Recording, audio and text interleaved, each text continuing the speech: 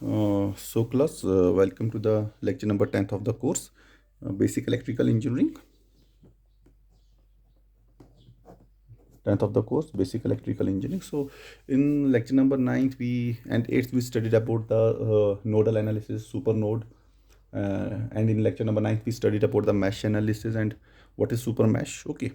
So, students often get confused about, okay, which technique should we use, whether we should go for nodal analysis or should we go for mesh analysis.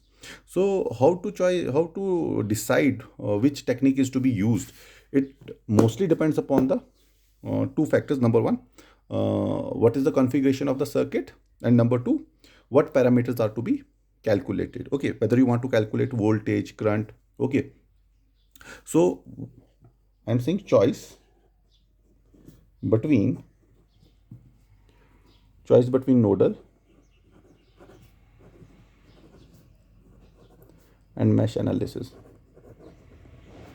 So what is the ultimate aim of any analysis? Okay, ultimate aim is to reduce the complexity of the system. Okay, obviously we will choose that system which will reduce the number of equation, or which will reduce the complexity of the system. Okay, so but it depends upon the which by which method we can reduce the number of by which method the number of equations can be reduced. Okay, it depends upon the configuration of the circuit. Okay, so I am saying the choice whether we should use nodal analysis or mesh analysis, it is decided by two factors.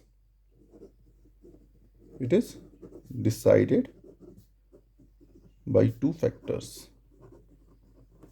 So the factors is, first factor is it depends upon the configuration of the network. By what do you mean by depending upon the configuration of the network? Means whether we say that network which contains series connected elements or which contains voltage sources or super nodes, they are solved by using mesh analysis, because if they are connected in series, then we can easily apply KVL. Okay, so I am saying network containing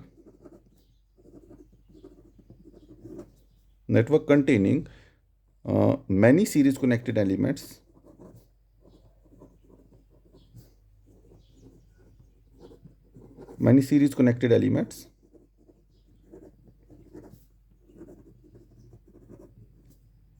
voltage sources and super meshes.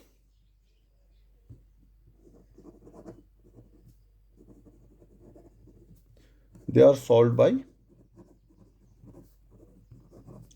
mesh analysis. Okay, on the other hand, networks containing parallel connected elements,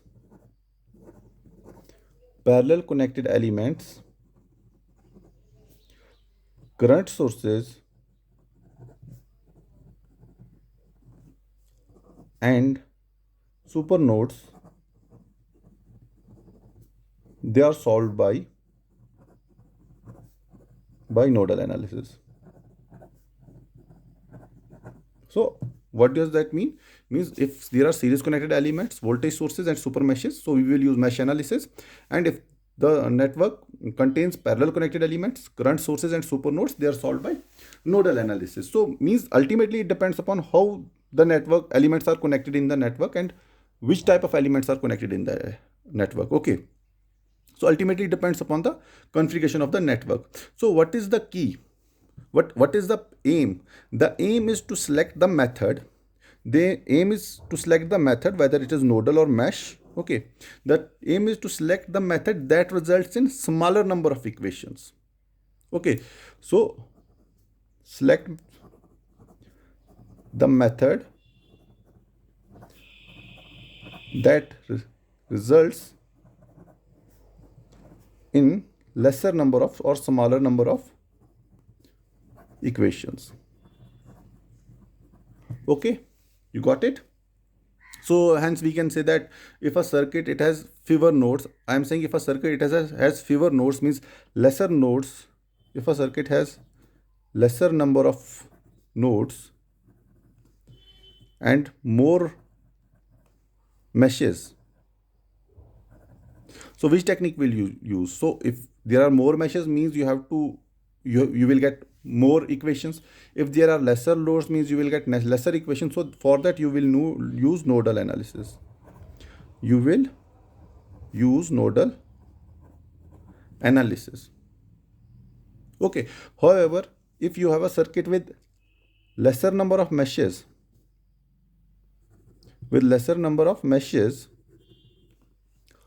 and more number of nodes, so lesser number of equations, meshes means you will get lesser number of equations. So definitely what will you use? You will use mesh analysis. Okay. So ultimately I'm saying whether you will use mesh or nodal, firstly it will depend upon the circuit configuration. Okay. Second point is, so if you want, second point is, okay, if you are given a circuit and you are asked to calculate, whether you are asked to calculate the node voltages, okay, or branch voltages, or whether you are asked to calculate the mesh currents or branch currents, okay, it depending upon the quantity which is to be calculated, it will decide whether you should use nodal or mesh analysis. So if node voltages are to be determined, then nodal analysis is applied. Okay. For node voltages, if node voltages are to be determined, if in the questions it is asked that you have to determine the node voltage, then you will use nodal analysis. And if in the problem it is asked to calculate or to determine the branch currents, branch currents or mesh currents, then you will use mesh analysis.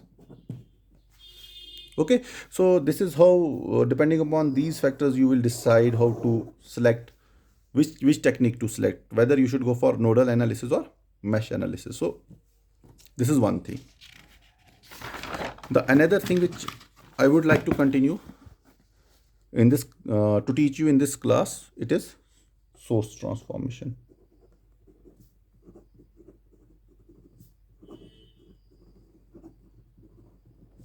Okay, so you have solved many problems. How many type of sources you have studied so far? You have studied, number one, voltage source. Number two, current source. These are the main categories. Then you have further subcategories which are called voltage dependent voltage source, current dependent voltage source, voltage dependent current source, current dependent current source. These are further categories. So you have voltage source and current source. So what is the source transformation? Source transformation means you can transform the source. Source can be a voltage source or a current source. So source transformation is you can transform the source, means you can transform the voltage source into a current source or current source into a voltage source. By source transformation, what do you mean? You mean that we can replace a voltage source,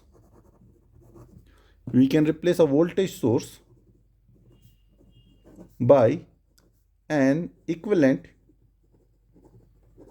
current source,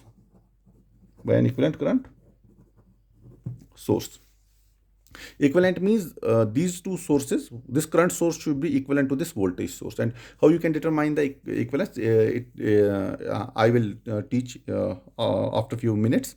So what is source transformation? Means you can transform the source, you can transform the voltage source into a current source and a current source into a voltage source, and vice versa.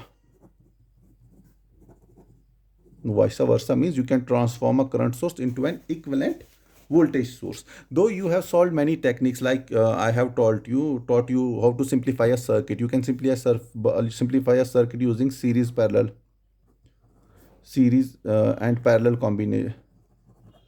Series and parallel technique means which elements connected in series they are added, and how elements that are connected in parallel they are handled. Then I have taught you that the series and parallel technique, it is not enough. If you want, there are certain circuits which cannot be solved by the series parallel technique. There we go for star delta transformation. star delta transformation. Okay, so in order to reduce the complexity of the circuits further, we use this source transformation. The aim of any technique, what is the aim of any technique? The aim is to reduce the complexity. Okay, but certain techniques are applied in certain circuits and certain techniques are applied in certain other circuits. Okay, so source transformation to reduce the, to simplify the, simplify is the better word, to simplify the circuit. Okay, so I am saying that I told you that this voltage source can be represented by an equivalent current source. What do you mean by equivalent current source? Equivalent current source, by equivalent current source I mean where VI characteristics are identical, where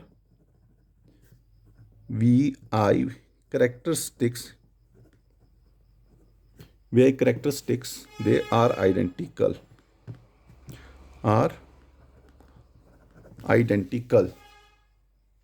okay. So I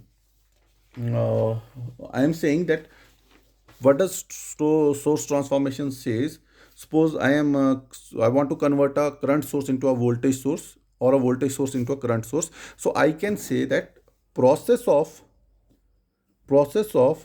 means how this transformation is carried out, that I am writing here. So process of replacing a voltage source, okay, with a resistor in series by a current source, okay, with a resistor in parallel. Okay, so I am saying process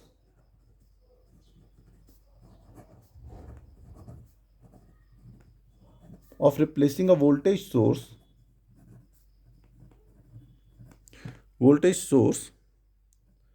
in series with a resistor R by a current source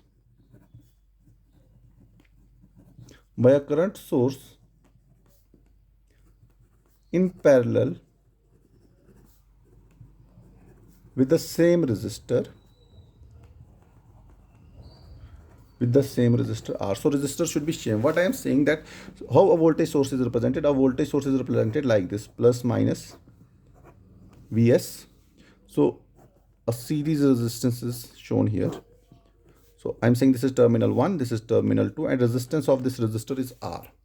So I'm saying this circuit can be replaced by another circuit or a current source. This voltage source can be replaced by a current source of current Is. I will represent it by small is in parallel with the same resistor. This is terminal 1 and terminal 2. So what I am saying, that this is my circuit A and this is my circuit B.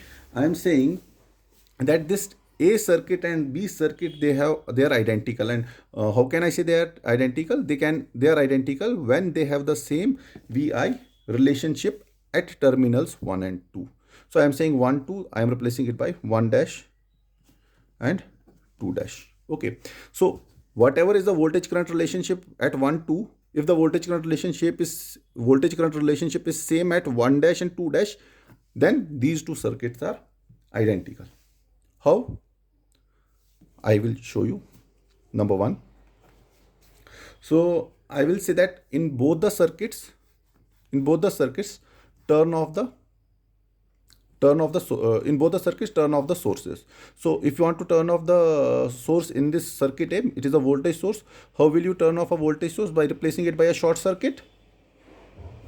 Okay, so you have a resistor here and here you have a short circuit. Okay, so this is terminal 1, this is terminal 2. This is figure A. Hope it is visible.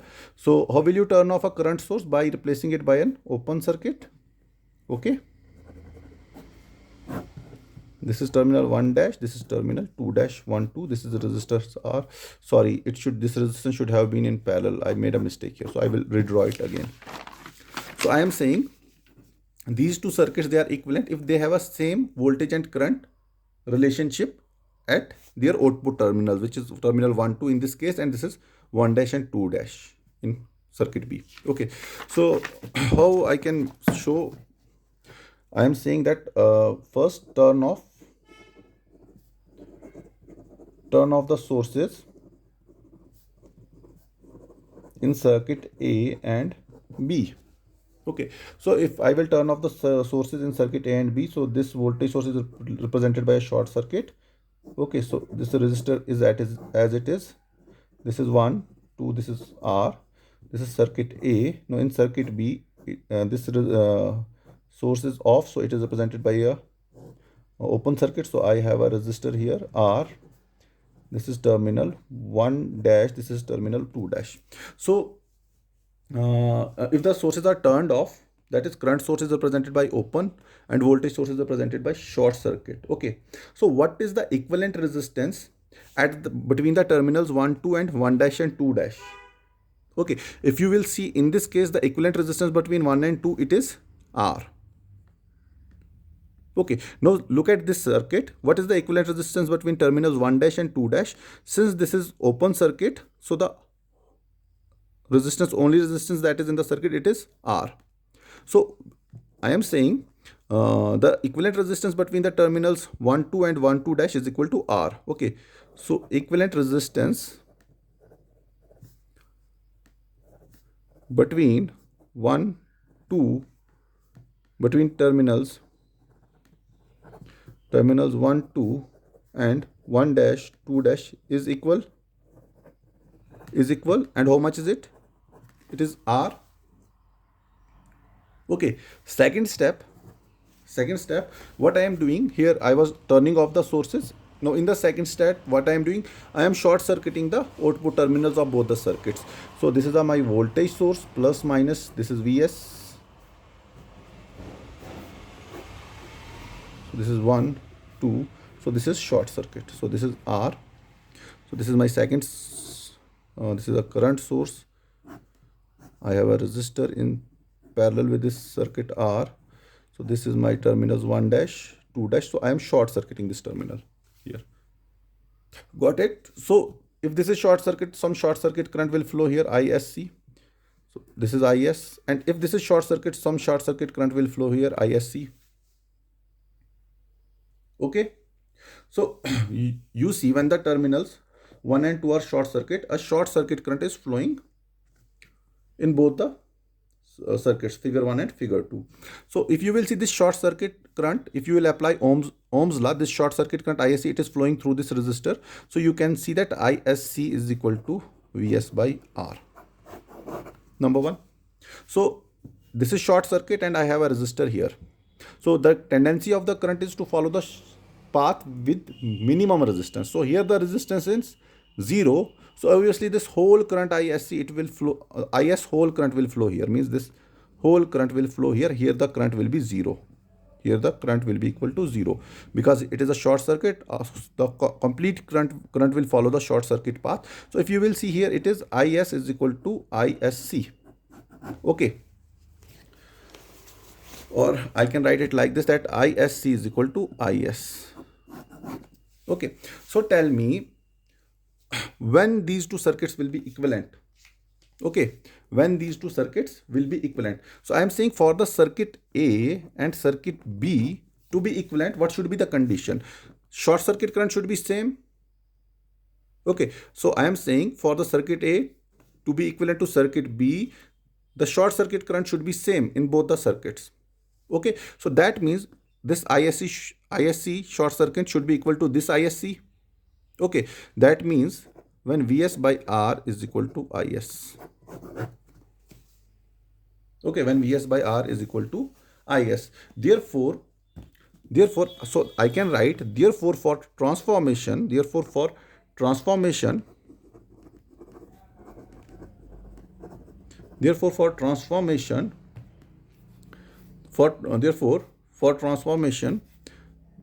it is required that Is should be equal to Vs by R. Only when Is is equal to Vs by R, only when Is is equal to Vs by R, only at that time this ISC will be equal to this ISC. Okay, got it? Now I have shown you here two independent sources. Okay, but this source transformation, it applies to dependent sources as well. It applies to dependent sources as well. So how the figure will look like if I will take a case of dependent source. So I am saying I have a dependent voltage source like here, plus minus 1 2 R Vs. Okay, and this dependent voltage source can be converted into a equivalent dependent current source. So remember, the direction of the arrow of the current source is always towards the positive terminal of the voltage source. When you are replacing voltage source by a current source, in which direction the arrow should point? It should point towards the positive terminal of the voltage source. Okay, 1 2. So this is there, I have a resistor R, so this is IS. Got it? So I am saying source transformation, it applies to these dependent sources as well. And note one point, it is an important point, that this source transformation, it does not affect the remaining part of the circuit. Means I have this circuit, suppose I have this circuit, I am talking about circuit A. So I am transforming the source, I am converting this voltage source into a current source here. Okay, IS by R. So whatever circuit is on this side of 1 2, it will not get affected by this source transformation. Okay, so what I am saying source transformation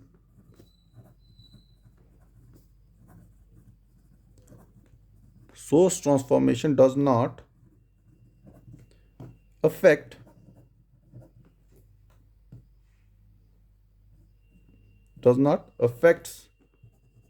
the remaining part of circuit. So students learn, okay, they understand how to apply this source transformation, but they made mistakes. They make some silly mistakes. Because of these mistakes, means their numericals, they don't get the right answer. So there are some precautions. The first precaution, I told you that arrow of current source, CS means current source, is directed towards the positive terminal of voltage source. And second, what if this R is equal to 0? Resistance is equal to 0. In that case, transformation is not possible. So I am saying if R is equal to 0, then transformation is not possible. So if R is equal to 0, then transformation is not possible. So quickly I will solve this problem that is pertaining to this source transformation, and you will see how this source transformation, it makes this calculation very easy. Okay, so suppose I am saying that I have a circuit like this. I have a resistor here. This is 4 ohm resistor. Then I have a current source here. The direction of the current source is downwards. It is a 3 ampere current source. Then I have another resistor in the circuit, which is 2 ohm. Okay, followed by one resistor here, which is 8 ohm. And the voltage across this 8 ohm resistor, it is V0, and we have to calculate V0. The circuit is not complete yet. We have another resistor here and another voltage source here, plus minus 12 volt. So look what I am doing. If you will try to solve this circuit, you will get confused. So I have told you source transformation. You have a current source in series, in parallel with a resistor. So you can replace this current source by a voltage source in series with the same resistor. So how this circuit will look like? I will redraw it here.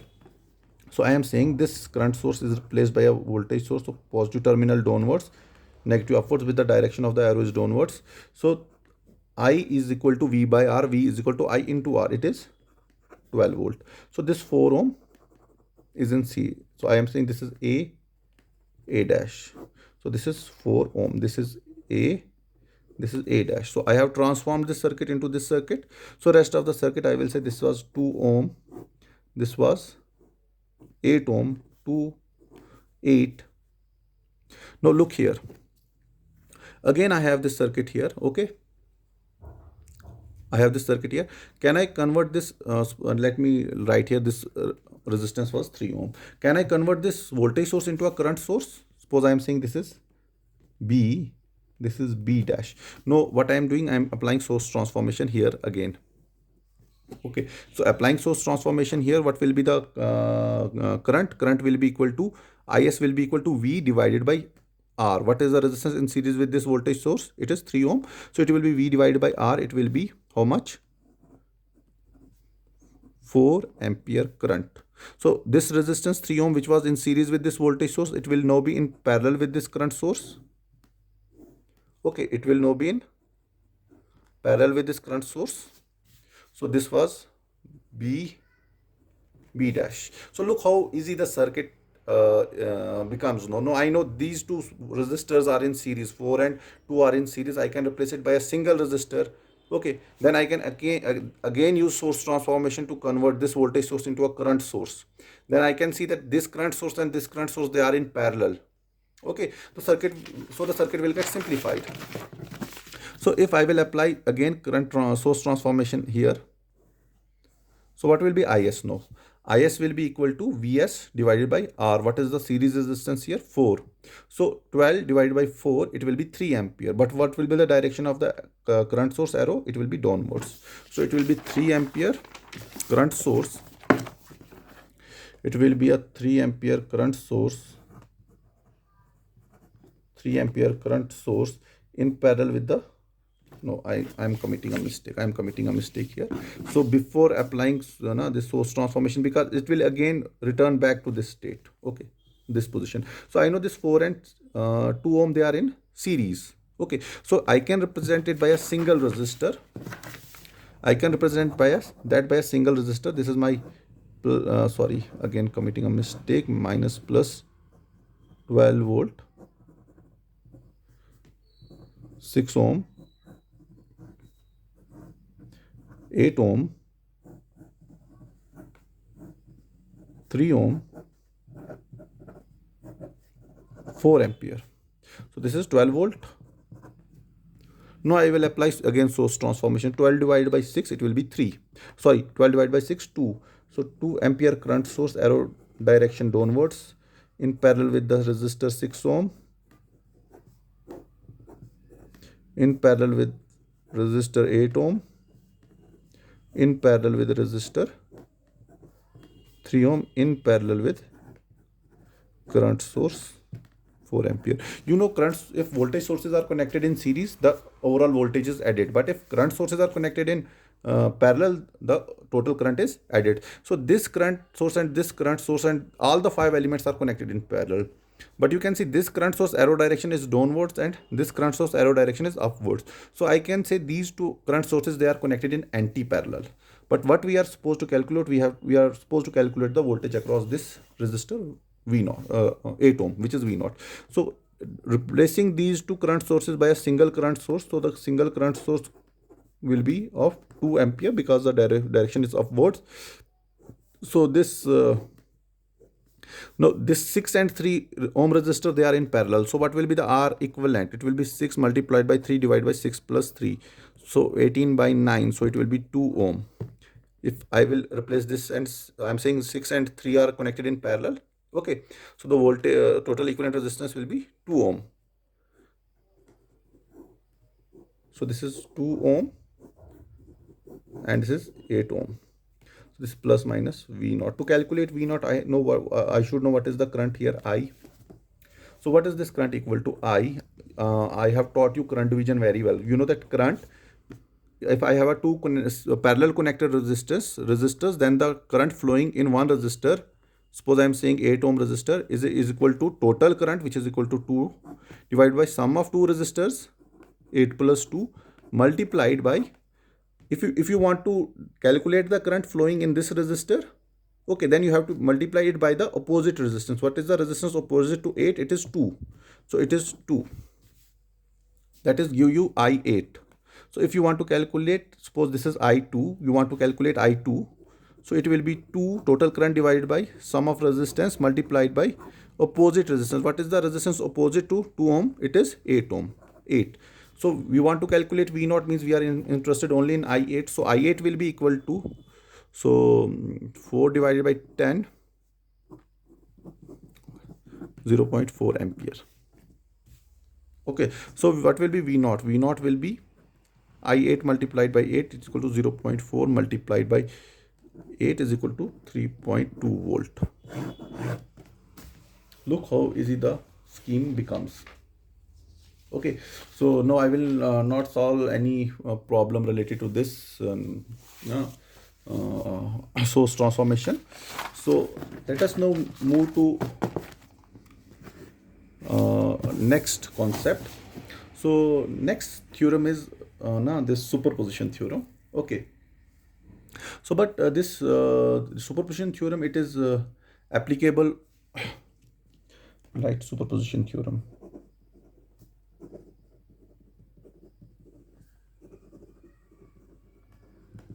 Next is superposition theorem. So superposition theorem is applicable only to linear circuit.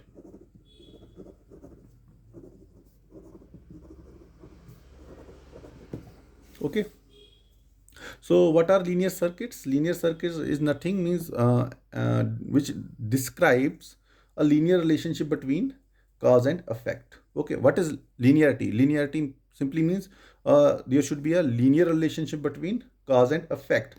So means, what do you mean by linear?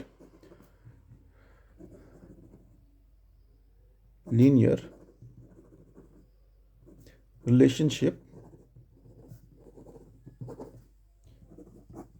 between cause and effect. Okay, so any circuit which obeys the principle of homogeneity and additivity is called linear circuit. So what are linear circuits? I am saying here, any circuit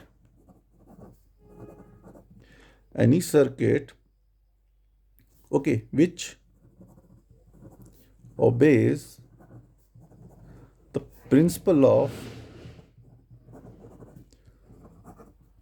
homogeneity and additivity. Homogeneity and additivity, it is linear circuit. Okay, what do you mean by homogeneity? What do you mean by homogeneity? Homogeneity, beta, simply means if in a circuit, if you have any circuit, if the input is multiplied by some factor, the output will get also multiplied by the same factor. So suppose that I am saying, if input is multiplied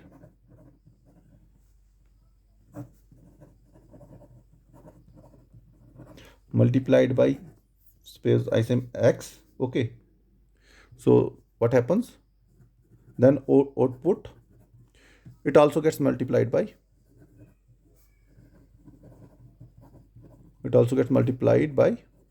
same x. Okay, for example, example of a linear circuit is, suppose I have a resistor here. Okay, I have a resistor and I have a voltage source 5 volt here. Okay, this is a 5 ohm resistor. So what is the current that is flowing in? I am saying output is the current that is flowing in the resistor. So I will be equal to 5 by 5 volt by 5 ohm. So it will be 1 ampere. Now what I am doing, so I am multiplying this input. Okay, I am multiplying this input by how much? Suppose I am saying this was 5. I am multiplying the input by, suppose, 5. So now the source, after multiplying the voltage source by 5, so what will be the voltage? 25 volt.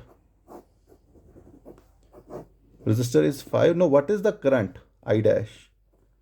I dash is nothing but 25 by 5, which is equal to 5 ampere. So look, in this circuit, we are multiplying in this circuit, when voltage was 5, resistance was 5, resistance is fixed, voltage was 5, input was 5, output was 1 ampere. No, when in the same circuit I am multiplying the input by 5, so that the input becomes 25. So what is current? No, current is 5 ampere. So here the current was 1, here the current is 5, means the output also gets multiplied by 5. Okay, so the circuits which obeys this obeys the circuit which obeys this property, they are called homogeneous circuit. Next is the principle of additivity, because if a circuit obeys both principle of additivity and homogeneity, then it is a linear circuit, and superposition theorem applies only to the linear circuit. So next I will talk about this now, additivity, principle of additivity.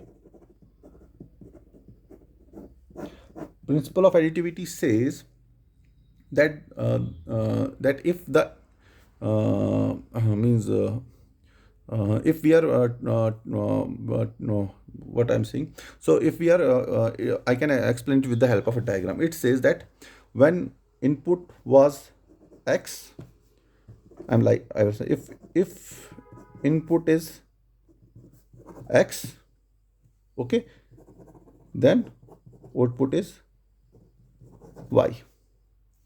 If input is x1, output is y1, suppose. Then I'm saying if input is x2, then output is y2. Okay, so in the third case I am saying if input is x1 plus x2, then output should be equal to y1 plus y2. Means अगर हम क्या कह रहे हैं, additivity, it requires that the response to the sum of the inputs is the sum of the responses of each input applied separately. Okay, समझ आई? Means response, ये response आया, this is input, and output means response. I'm saying it requires that the response to the sum of response, this is response to the sum of inputs, this is the response to the sum of inputs, is the sum of responses to each input applied separately. I will write it again. Requires that the response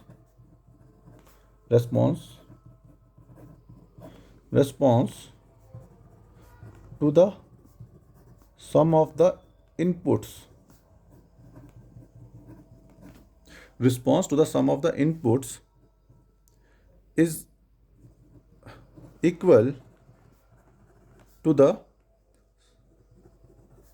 of the inputs, is equal to the sum of the responses to each input applied separately.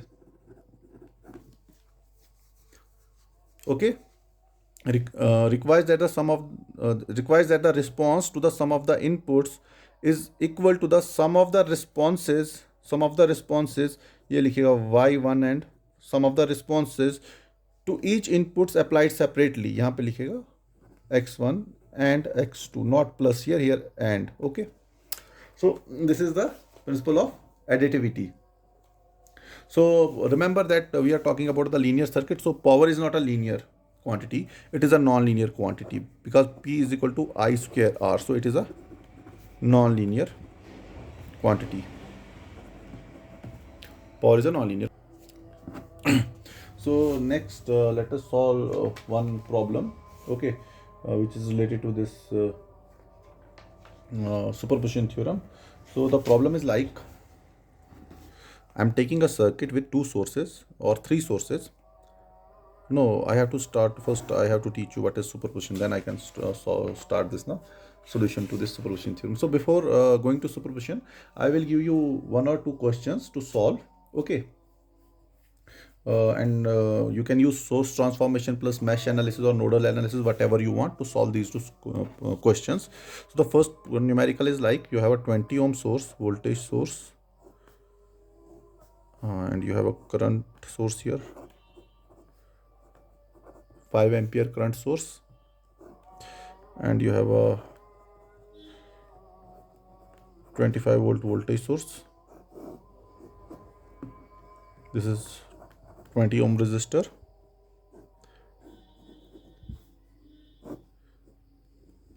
You have a 4 ohm resistor and a dependent current source. So the current of this dependent current source is 0.1 Vx, where Vx is the voltage of this node. Okay, where Vx is the voltage of this node. So all the quantities are given, you have to calculate Vx in the circuit. So first you can use source transformation plus nodal analysis, whatever you want to, you can do that. Okay, so uh, uh, for one problem is this. The second problem is, the second numerical is, you have a current source here. Okay, then a resistor. After that you have another resistor, and then a dependent voltage source minus plus twice Ix. This is 10 ohm, this is 24 milliampere, this is 5 ohm. What is Ix? Ix is the current that is flowing here. Ix. So you have to solve these two problems, and you have to means you what you guys do, you means make a notebook, take a this 20 or 20, 30 rupee register from the purchase it from the market, and solve all the assignments and all the homework which I am giving to you. You can solve it there, and in the end you will submit that notebook in my office, and I will give you your internal marks, that is 20 marks. It will be based on these things. Okay, so those who will watch my video, they will submit. Those who will not watch, they will say, okay, sir, आपने बोला नहीं था. Okay, so this is it for this lecture number. This now. Okay. So I was talking about superposition theorem. So superposition theorem.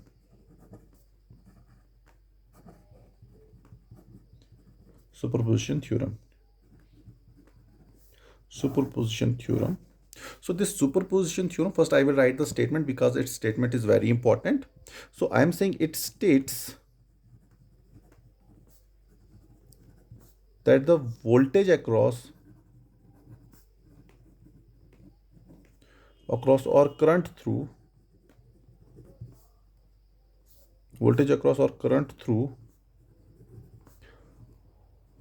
any element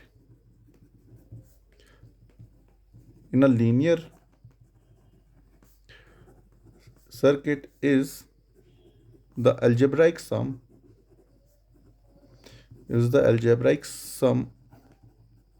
of the voltages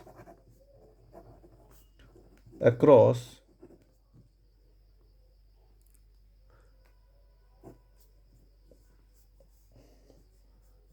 keep it in bracket or current through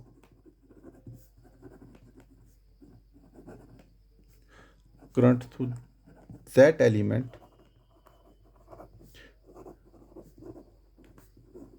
due to each independent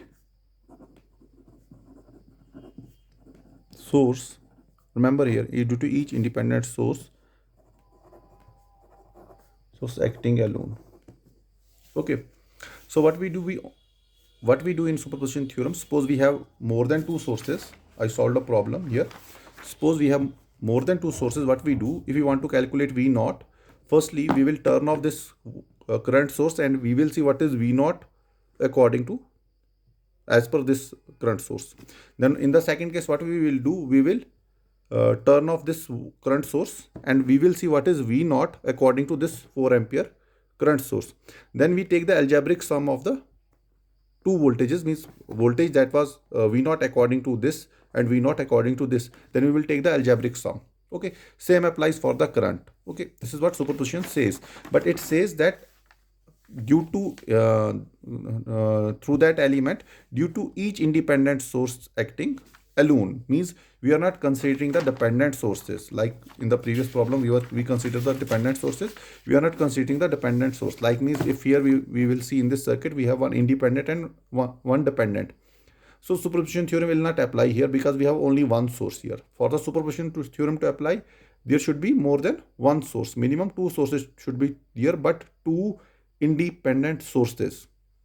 Okay, so I am saying what is the meaning of this statement? It says that only one independent source is considered at a time. Okay, and dependent sources are left intact because these dependent sources, they are controlled by the circuit variables. So I am saying only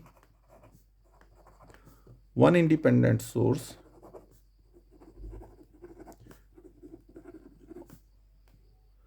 is considered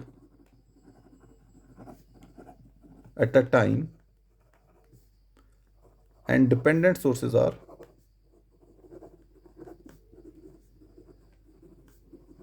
left intact. Why dependent sources are left intact? I told you, because they are controlled by other circuit variables. Okay, so what are the steps for superposition theorem? Number one, consider only one independent source at a time and keep all the other independent sources off. Consider only one independent source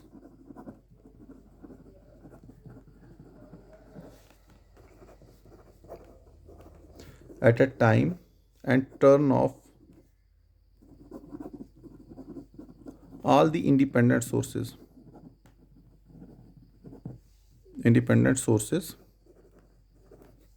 Okay, full stop. Then we will calculate the voltage and current due to the active independent source. Okay, then calculate the voltage oblique current